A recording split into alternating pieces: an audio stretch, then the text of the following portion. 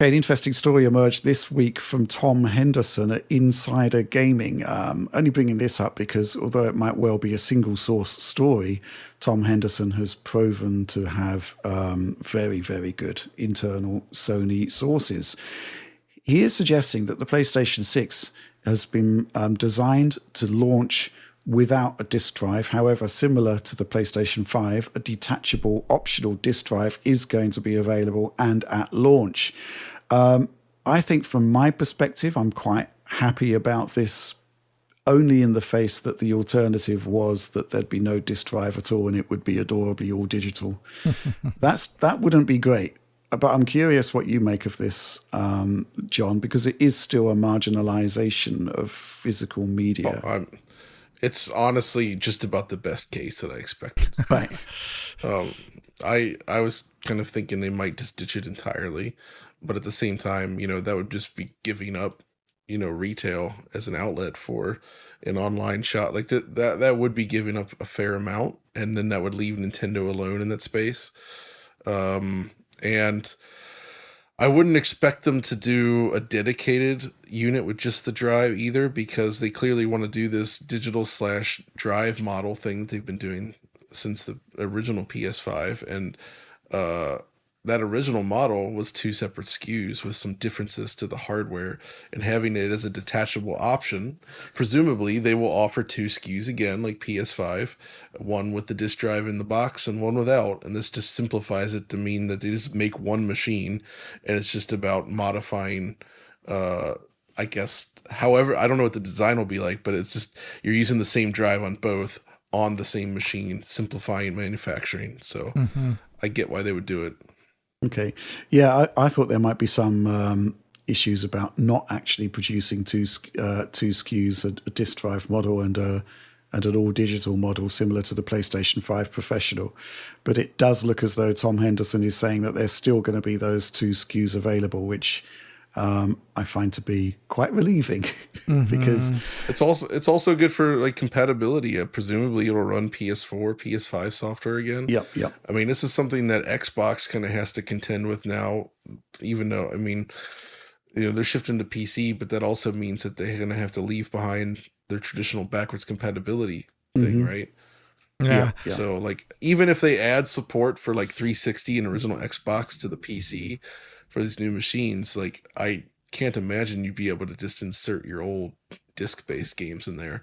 No. Which is how I've accessed BC in the past. And in fact, there's a lot of games that only work from disc. There aren't digital options for them. Like if you want to play Ridge Racer 6 on Xbox Series X, you need the disc. You can't buy it digitally, stuff like that.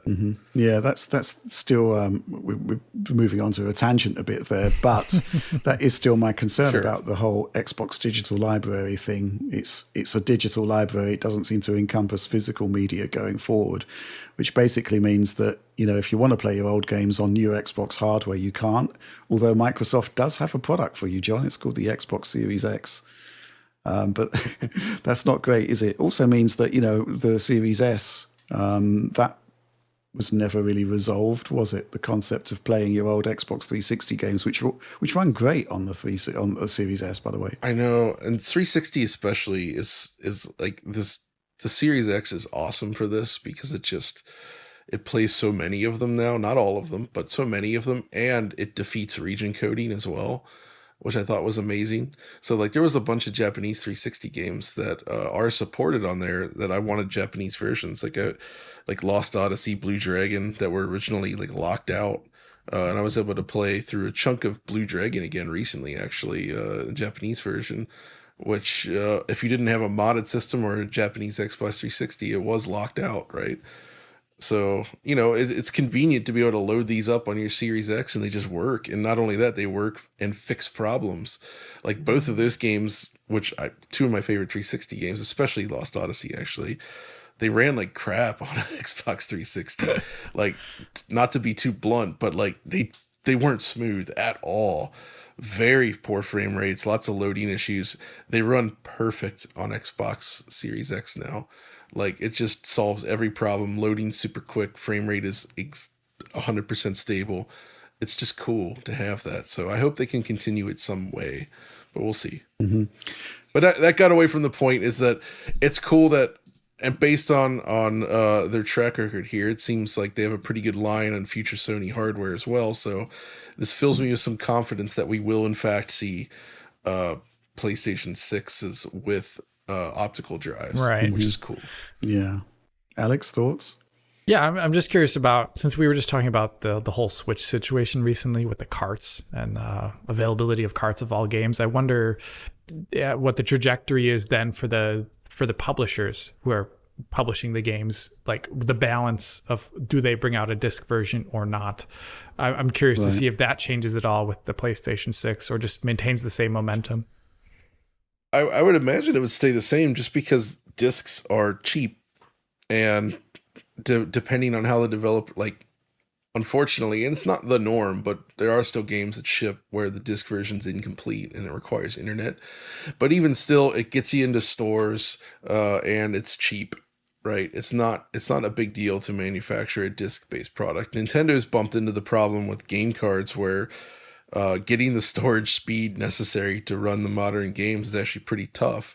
And even when you're not going for the highest speed, it still gets pretty expensive compared to just making a disc, right? Right. So, like, there's no other solution for, like, a Sony, right? If they wanted the kind of speed that the internal storage has, they couldn't do solid state media realistically, right? Unless they just used it like the disc as well, I guess. But then why add that cost, right? Like, if you're just going to install from it, you may as well just use the disc. Yeah, I think this is pretty great news, to be honest. And I guess maybe Sony's realizing that they've sold so many Blu-ray discs over the past couple of generations that clearly people do want to play those games and have access to them easily. And so they're making it available for PlayStation 6 as well. The question that I have is on timelines. This seems to be the sort of decision that you would be making not a million miles away, maybe a year or two out from launch, as opposed to longer. Right. Yeah. So, I'm just wondering when we're going to be seeing the PlayStation 6 at this point. Rich, let's be honest, this PS5, it feels like the gen just began, but it's 5 years old now. Yeah. I mean, I know it's different times, but I just go back to this thing that's like, wait, the 360 came out when the original Xbox was 4 years old, right? Yeah. Like, again, totally different generation. I'm not comparing the two. It's just, it's fun to do the math on that. Or I think my favorite one, the one that just, it's still hard. If you were there, it seems insane now, but like the N64 launched, and then literally like 2.5 years later, the Dreamcast is out. And it's just like blows it away. It's wild to me to see, like, when you think back, it feels like it was a long time, but it was like nothing. It was just nothing. And it just, bam, there you go. New console, new generation starts. And again, don't expect that these days. It doesn't make any sense. I'm not saying that. It's just funny to think about how the timescales have shifted so much. I expect we'll see PS6 in like 2027, 2028 at least, right? Like the 7-8 year mark seems to be where they're settling now. But there's that handheld thing that's been talked about a lot. That's also in the mix. So where's that going to land? Like, there's a lot of questions. And at least, with Microsoft shifting gears, and we're not sure what Sony's doing here, at least it seems like this next generation will have some differences and some surprises rather than just a straight continuation, right? Absolutely, yeah. I mean, the point is that the next Xbox is going to be a PC, really. It's all intents and purposes. Exactly, which how they execute on this is interesting. Absolutely. I want to see how they do it. And I think that's actually more exciting than just like more of the same, right? You get to see what they do there. And so also this handheld stuff. And I mean, the Switch is what it is. I know Alex had a lot of Switch experience this week. So for the first time, although what I loved about the Switch as a tangent is like Alex discovering all these things about the Switch 2 that have existed since the Switch 1, but because he never played the Switch 1, was unaware of them. I was like, what the hell is this controller? John's like, it's the controller for the Switch. It's like the same one almost. Yeah. It's actually better too. Yeah. The download thing, it doesn't show how many megabytes per second you're getting. Well, it didn't on Switch either. It's like all these things. We're going to have to do a direct segment about this. For people who are wondering, Alex is working on an analysis of DLSS on Switch 2. There's no better person qualified to do this, and so we got him a Switch 2. We sort of handed one over at Gamescom, and now we're seeing this kind of like innocent, childlike exploration of the Switch 2, mired in also childlike frustration, I'd say. Yeah. For me, I think the biggest, I talked to John about this, but I use an HDMI Switch, and all the other systems work fine with it. Yeah. But gosh darn it, Switch doesn't. I don't know why. I can't even begin to fathom why, but Nintendo laughs at your setup. Yeah. Laughs at HDMI standards.